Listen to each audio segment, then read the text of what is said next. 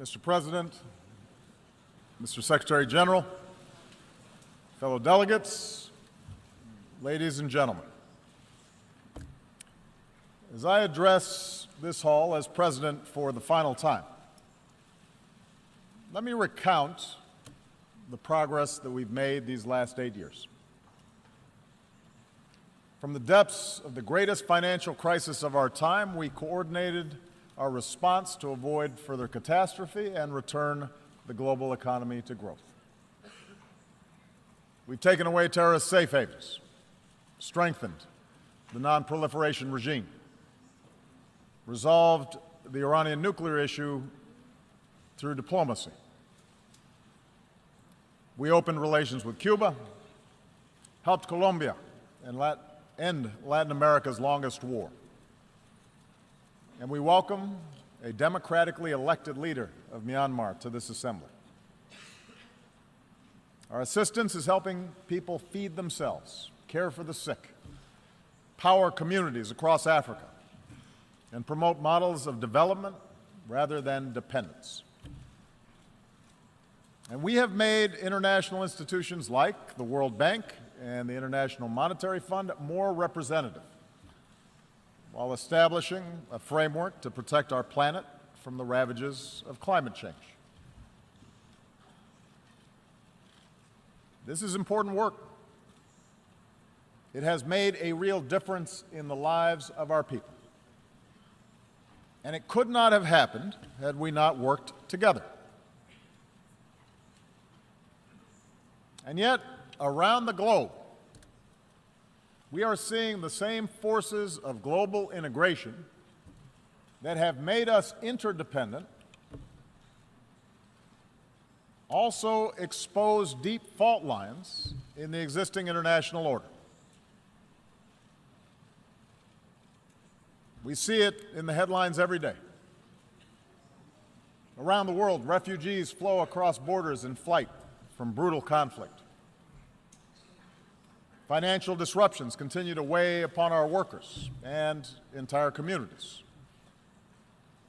Across vast swaths of the Middle East, basic security, basic order has broken down. We see too many governments muzzling journalists and quashing dissent and censoring the flow of information. Terrorist networks use social media to prey upon the minds of our youth, endangering open societies and spurring anger against innocent immigrants and Muslims. Powerful nations contest the constraints placed on them by international law. And this is the paradox that defines our world today. A quarter century after the end of the Cold War, the world is by many measures less violent and more prosperous than ever before. And yet our societies are filled with uncertainty and unease and strife.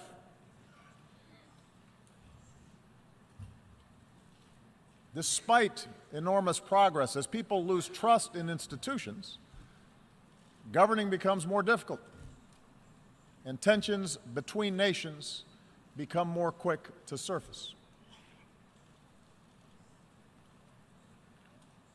And so I believe that at this moment, we all face a choice. We can choose to press forward with a better model of cooperation and integration, or we can retreat into a world sharply divided and ultimately in conflict along age-old lines of nation and tribe and race and religion. I want to suggest to you today that we must go forward and not backward. I believe that as imperfect as they are, the principles of open markets and accountable governance, of democracy and human rights and international law that we have forged remain the firmest foundation for human progress in this century. I make this argument not based on theory or ideology, but on facts. facts that all too often we forget in the immediacy of current events. Here's the most important fact. The integration of our global economy has made life better for billions of men, women, and children. Over the last 25 years, the number of people living in extreme poverty has been cut from nearly 40% of humanity to under 10%. That's unprecedented. And it's not an abstraction. It means children have enough to eat. Mothers don't die in childbirth. Meanwhile, cracking the genetic code promises to cure diseases that have plagued us for centuries.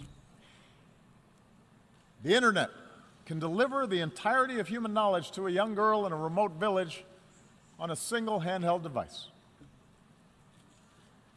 In medicine and in manufacturing and education and communications, we're experiencing a transformation of how human beings live on a scale that recalls the revolutions in agriculture and industry.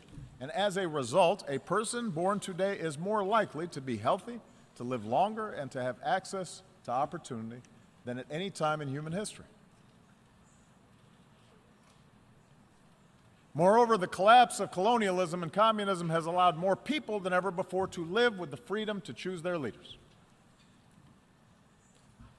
Despite the real and troubling areas where freedom appears in retreat, the fact remains that the number of democracies around the world has nearly doubled in the last 25 years. In remote corners of the world, citizens are demanding respect for the dignity of all people, no matter their gender or race or religion or disability or sexual orientation, and those who deny others dignity are subject to public reproach. An explosion of social media has given ordinary people more ways to express themselves and has raised people's expectations for those of us in power. Indeed, our international order has been so successful that we take it as a given that great powers no longer fight world wars, that the end of the Cold War lifted the shadow of nuclear Armageddon, that the battlefields of Europe have been replaced by peaceful union, that China and India remain on a path of remarkable growth.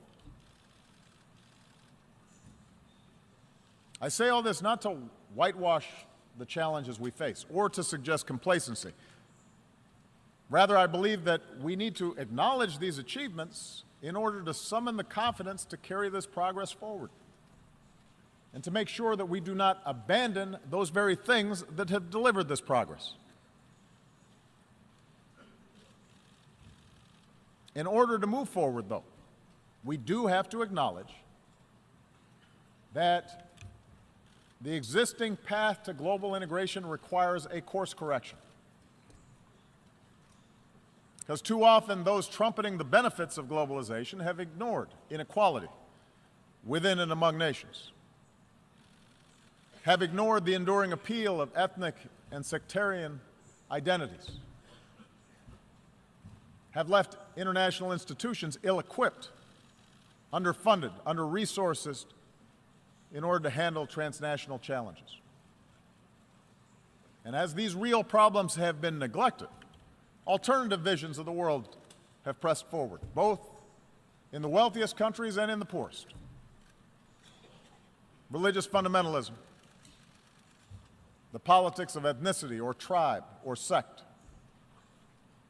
aggressive nationalism,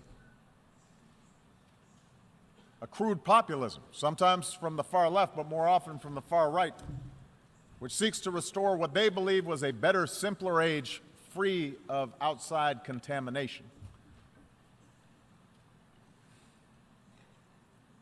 We cannot dismiss these visions. They are powerful.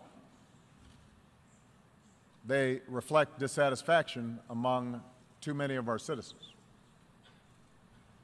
I do not believe those visions can deliver security or prosperity over the long term. But I do believe that these visions fail to recognize at a very basic level our common humanity. Moreover, I believe that the acceleration of travel and technology and telecommunications, together with a global economy that depends on a global supply chains, makes it self-defeating ultimately for those who seek to reverse this progress. Today, a nation ringed by walls would only imprison itself.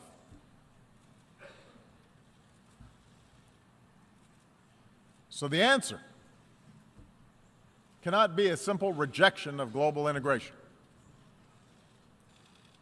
Instead, we must work together to make sure the benefits of such integration are broadly shared, and that the disruptions, economic, political, and cultural, that are caused by integration are squarely addressed.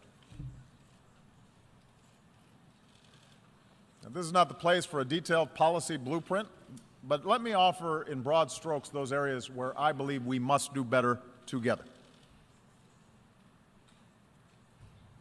It starts with making the global economy work better for all people and not just for those at the top.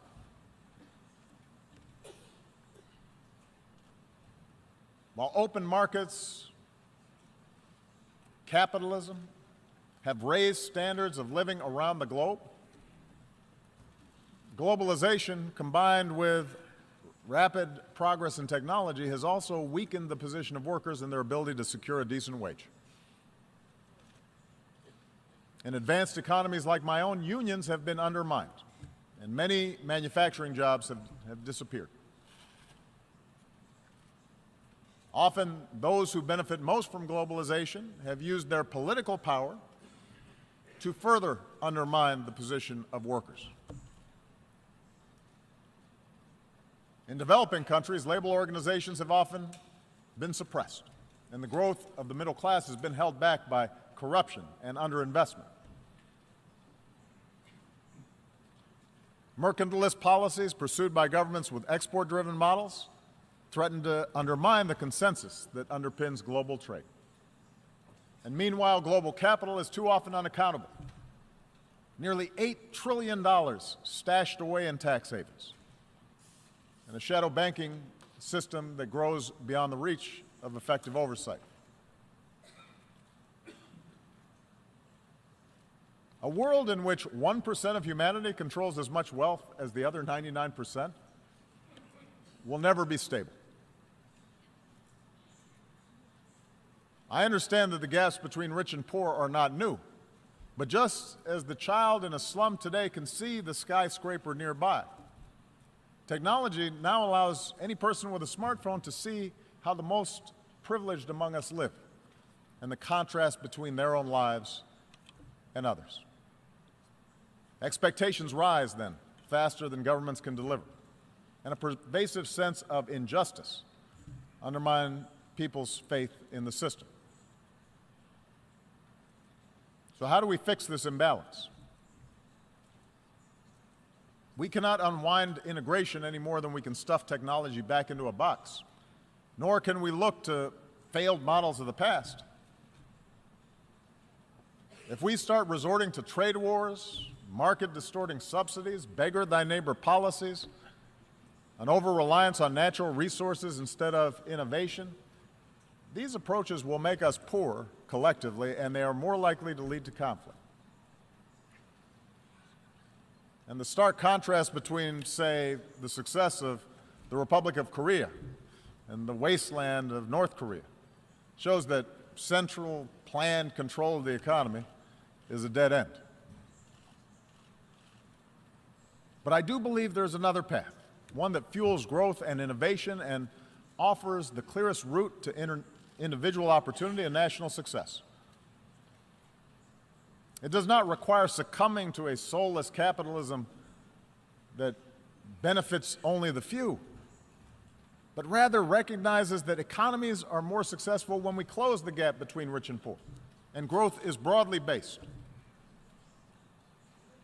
And that means respecting the rights of workers so they can organize into independent unions and earn a living wage. It means investing in our people, their skills, their education, their capacity to take an idea and turn it into a business. It means strengthening the safety net that protects our people from hardship and allows them to take more risks to look for a new job or start a new venture. These are the policies that I've pursued here in the United States, and with clear results. American businesses have created now 15 million new jobs. After the recession, the top 1% of Americans were capturing more than 90% of income growth, but today that's down to about half. Last year, poverty in this country fell at the fastest rate in nearly 50 years. And with further investment in infrastructure and early childhood education and basic research, I'm confident that such progress will continue. So just as I've pursued these measures here at home, so has the United States worked with many nations to curb the excesses of capitalism, not to punish wealth, but to prevent repeated crises that can destroy it. That's why we've worked with other nations to create higher and clearer standards for banking and taxation.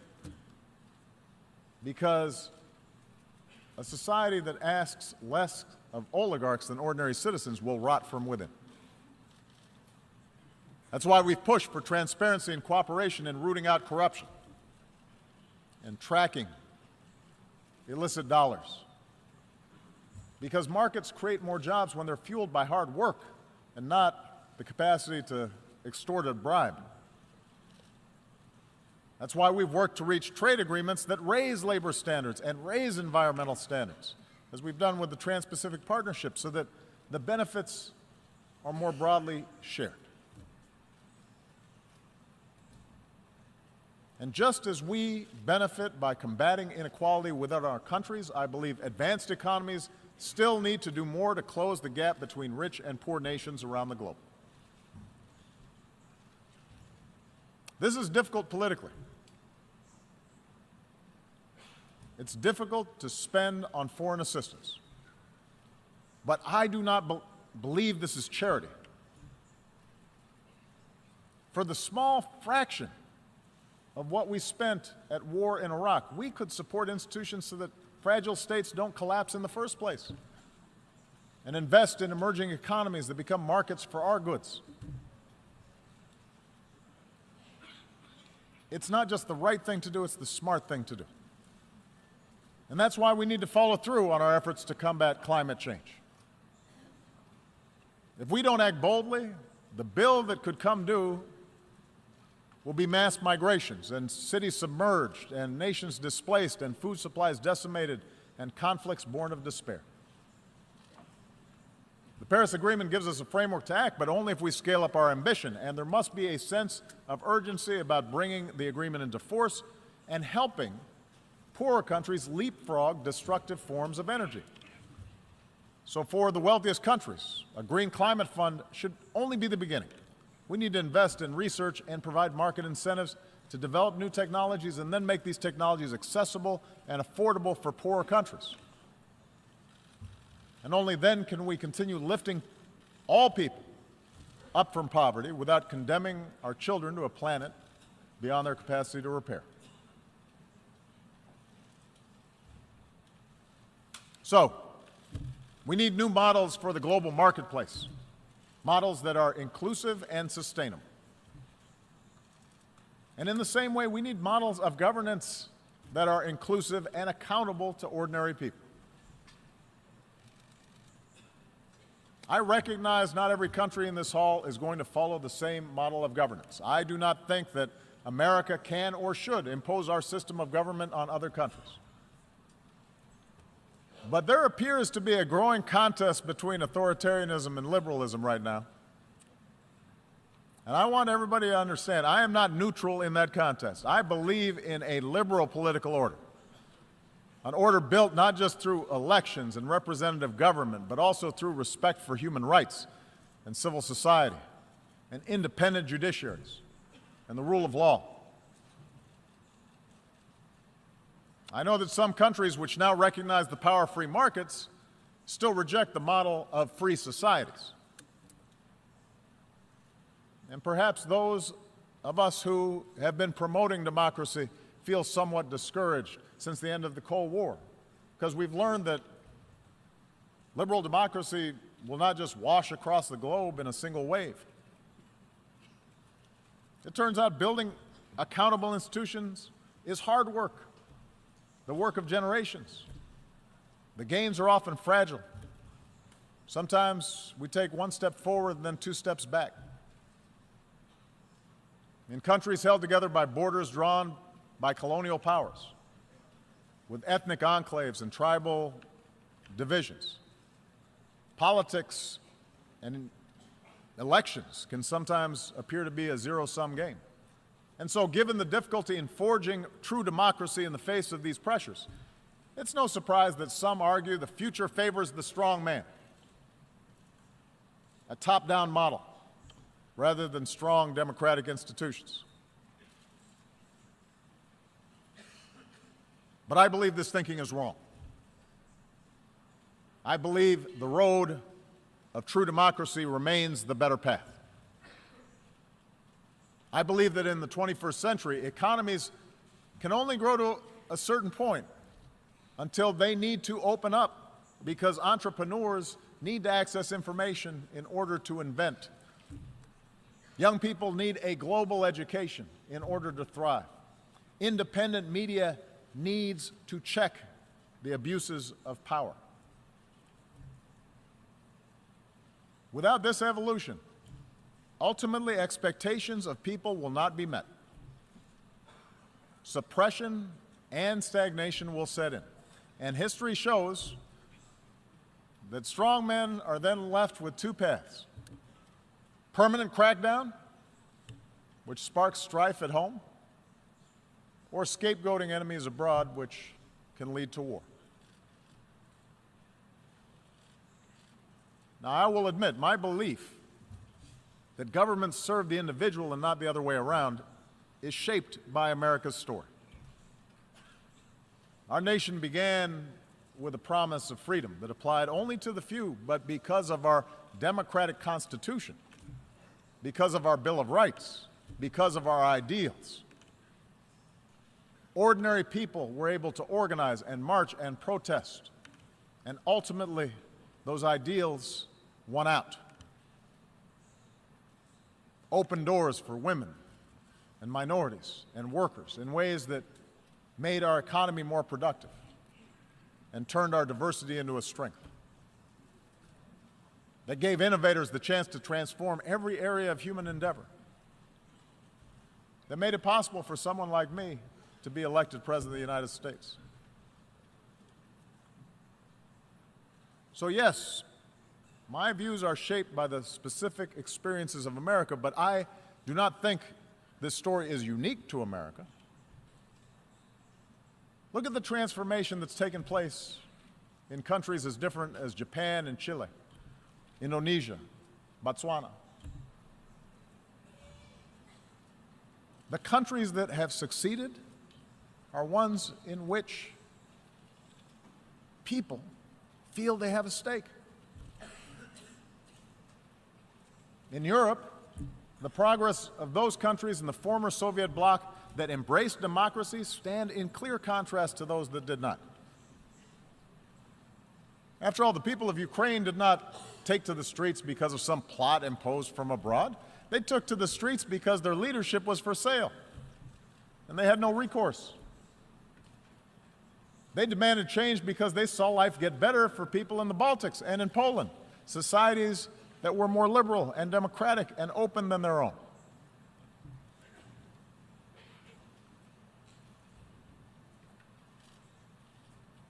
So those of us who believe in democracy, we need to speak out forcefully,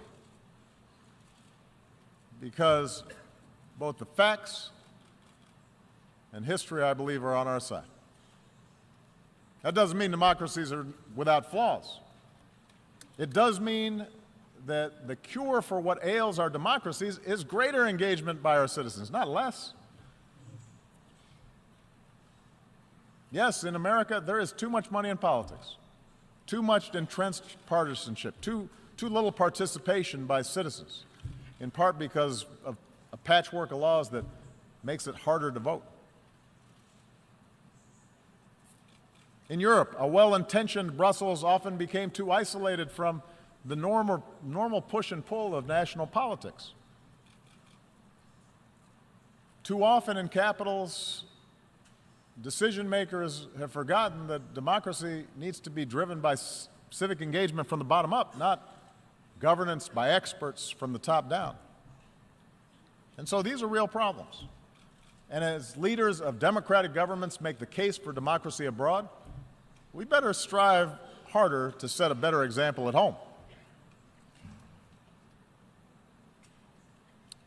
Moreover, every country will organize its government informed by centuries of history and the circumstances of geography and the deeply held beliefs of its people. So I recognize a traditional society may value unity and cohesion more than a diverse country like my own, which was founded upon what at the time was a radical idea, the idea of the liberty of individual human beings, endowed with certain God-given rights. But that does not mean that ordinary people in Asia or Africa or the Middle East somehow prefer arbitrary rule that denies them a voice in the decisions that can shape their lives. I believe that spirit is universal. And if any of you doubt the universality of that desire, listen to the voices of young people everywhere who call out for freedom and dignity and the opportunity to control their own lives.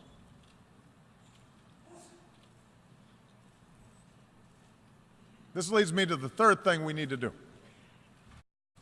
We must reject any forms of fundamentalism or racism or a belief in ethnic superiority that makes our traditional identities irreconcilable with modernity. Instead, we need to embrace the tolerance that results from respect of all human beings. It's a truism that global integration has led to a collision of cultures. Trade, migration, the internet, all these things can challenge and unsettle our most cherished identities. We see liberal societies express opposition when women choose to cover themselves. We see protests responding to Western newspaper cartoons that caricature the Prophet Muhammad.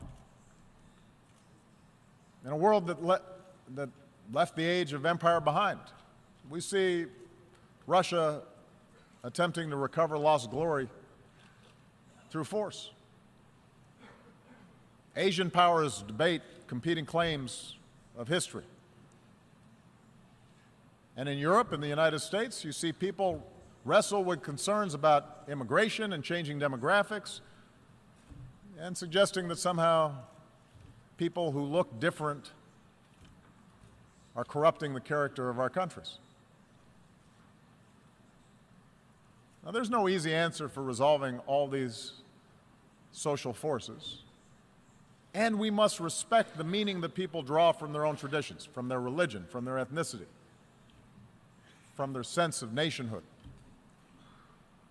But I do not believe progress is possible if our desire to preserve our identities gives way to an impulse to dehumanize or dominate another group. If our religion leads us to persecute those of another faith, if we jail or beat people who are gay, if our traditions lead us to prevent girls from going to school, if we discriminate on the basis of race or tribe or ethnicity, then the fragile bonds of civilization will fray. The world is too small. We are too packed together for us to be able to resort to those old ways of thinking. We see this mindset in too many parts of the Middle East. There, so much of the collapse in order has been fueled because leaders sought legitimacy not because of policies or programs, but by resorting to persecuting political opposition or demonizing other religious sects, by narrowing the public space to the mosque, where in too many places perversions of a great faith were tolerated. And these forces built up for years. and are now at work helping to fuel both Syria's tragic civil war and the mindless medieval menace of ISIL. The mindset of sectarianism and extremism and bloodletting and retribution that has been taking place will not be quickly reversed. And if we are honest, we understand that no external power is going to be able to force different religious communities or ethnic communities to coexist for long. But I do believe we have to be honest about the nature of these conflicts. And our international community must continue to work with those who seek to build rather than to destroy. And there is a military component to that. It means being united and relentless in destroying networks like ISIL, which show no respect for human life.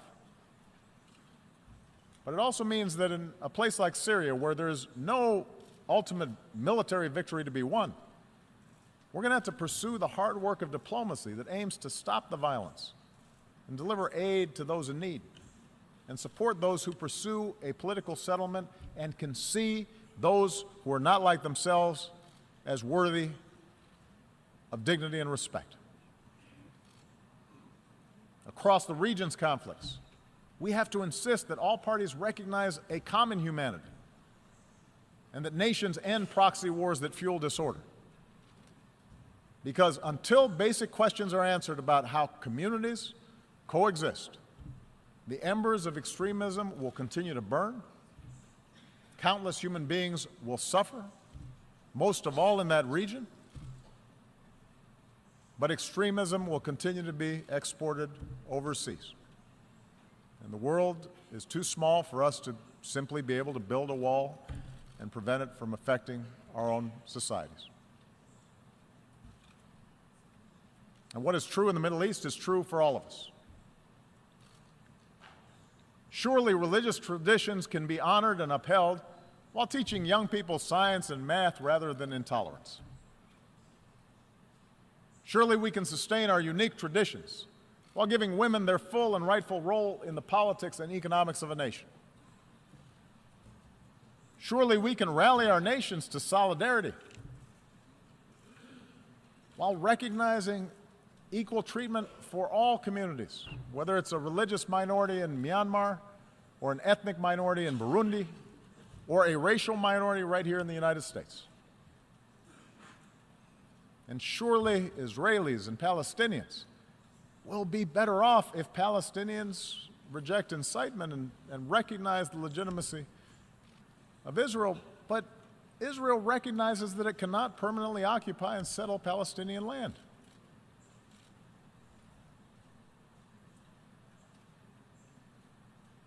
We all have to do better as leaders in tamping down rather than encouraging a notion of identity that leads us to diminish others. And this leads me to the fourth and final thing we need to do, and that is sustain our commitment to international cooperation rooted in the rights and responsibilities of nations. As President of the United States, I know that for most of human history, power has not been unipolar. And the end of the Cold War may have led too many to forget this truth.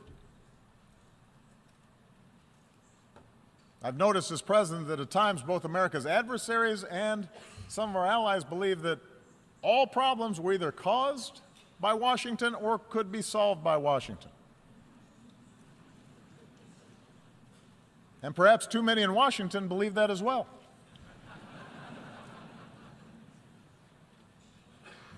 But I believe America has been a rare superpower in human history insofar as it has been willing to think beyond narrow self-interest. That while we've made our share of mistakes over these last 25 years, and I've acknowledged some, we have strived, sometimes at great sacrifice, to align better our actions with our ideals. And as a consequence, I believe we have been a force for good. We have secured allies. We've acted to protect the vulnerable. We've supported human rights. and welcome scrutiny of our own actions. We've bound our power to international laws and institutions. When we've made mistakes, we've tried to acknowledge them. We have worked to roll back poverty and hunger and disease beyond our borders, not just within our borders.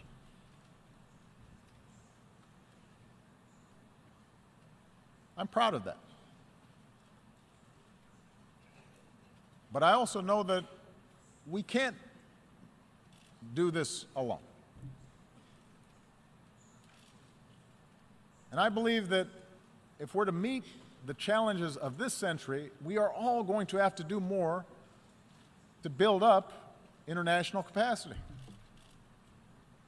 We cannot escape the prospect of nuclear war unless we all commit to stopping the spread of nuclear weapons and pursuing a world without them.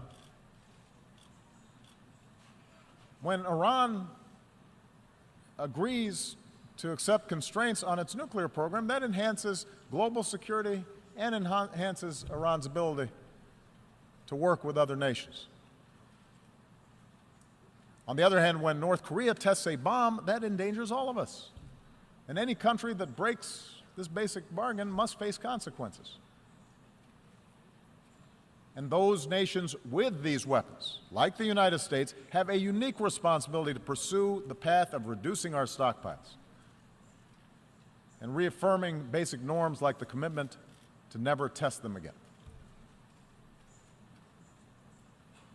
We can't combat a disease like Zika that recognizes no borders. Mosquitoes don't respect walls, unless we make permanent the same urgency that we brought to bear against Ebola, by strengthening our own systems of public health, by investing in cures and rolling back the root causes of disease, and helping poorer countries develop a public health infrastructure. We can only eliminate extreme poverty if the sustainable development goals that we have set are more than words on paper. Human ingenuity now gives us the capacity to feed the hungry and give all of our children, including our girls, the education that is the foundation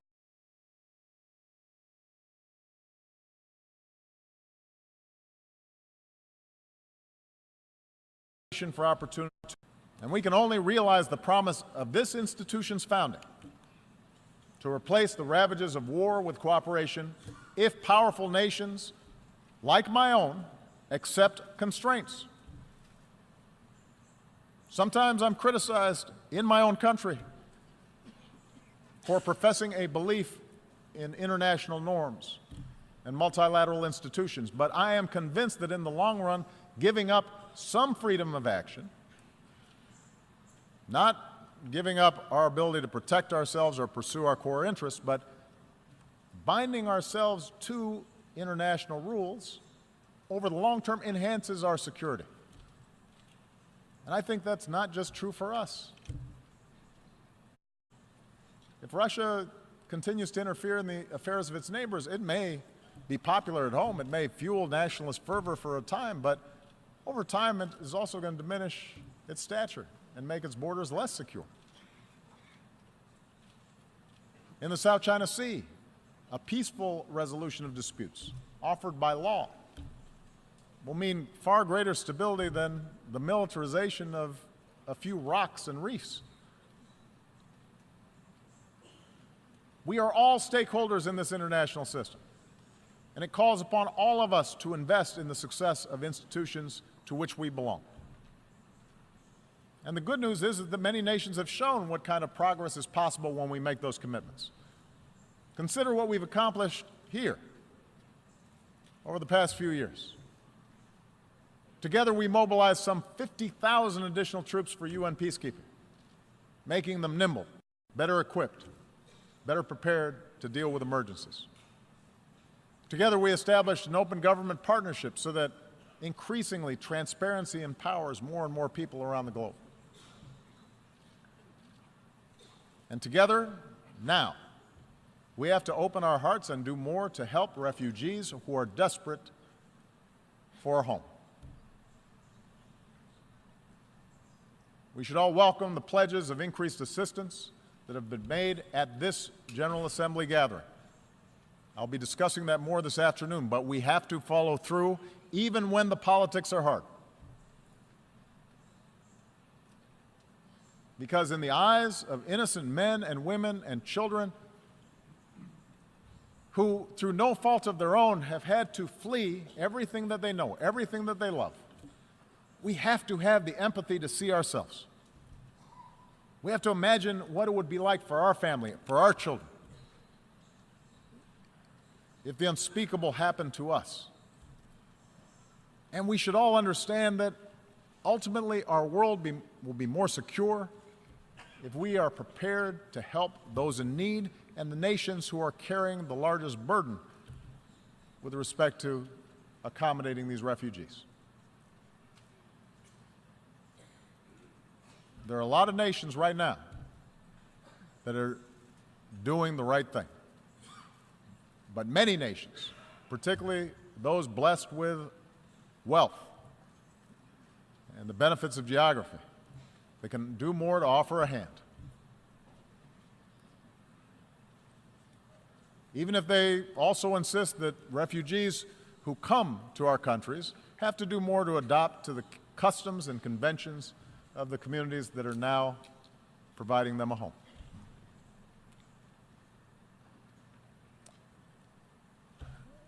Let me conclude by saying that I recognize history tells a different story than the one that I've talked about here today.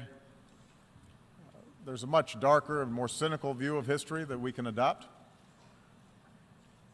Human beings are too often motivated by greed and by power. Big countries, for most of history, have pushed smaller ones around.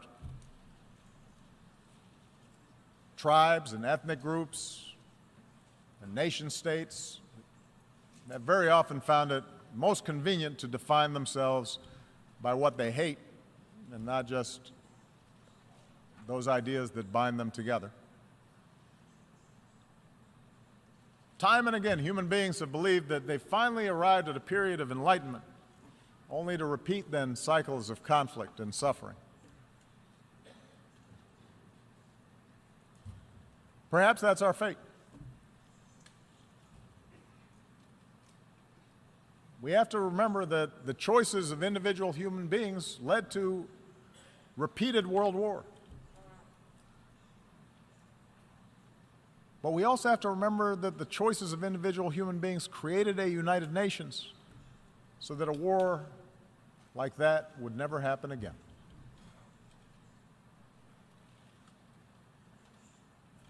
Each of us, as leaders, each nation, can choose to reject those who appeal to our worst impulses and embrace those who appeal to our best.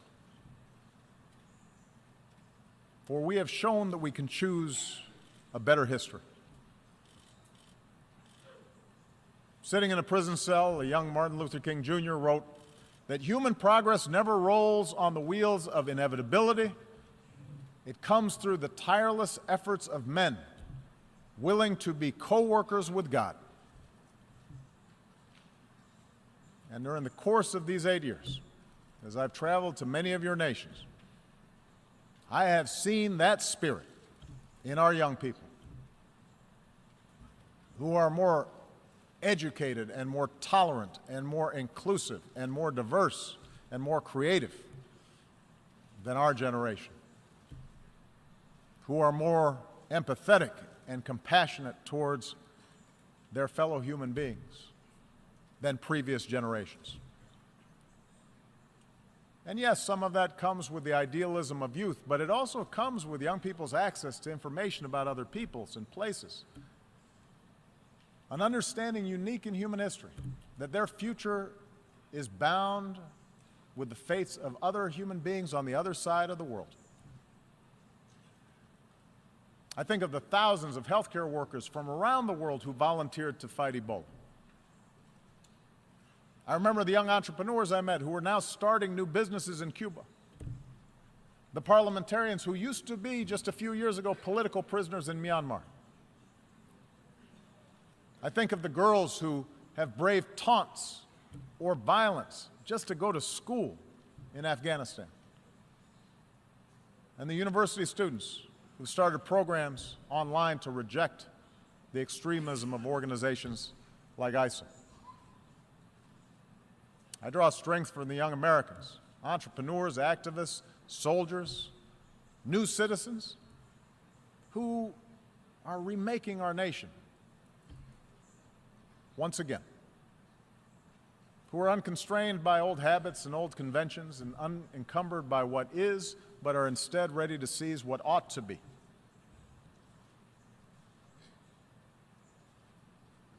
My own family is made up of the flesh and blood and traditions and cultures and faiths from a lot of different parts of the world. Just as America has been built by immigrants from every shore. And in my own life, in this country, and as president, I have learned that our identities do not have to be defined by putting someone else down, but can be enhanced by lifting somebody else up.